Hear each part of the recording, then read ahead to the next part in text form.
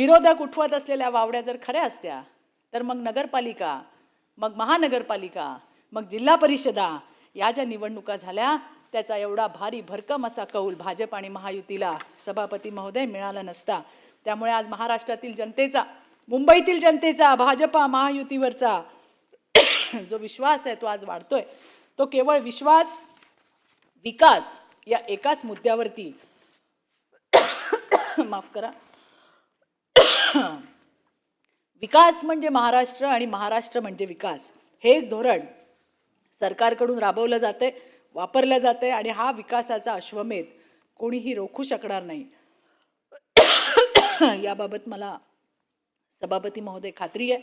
शेवटचा एकच मिनिट. महाराष्ट्राचा सर्वसमावेशक असा विकास मुख्यमंत्री देवाभाऊंच्या माध्यमातून राज्यामध्ये होतोय.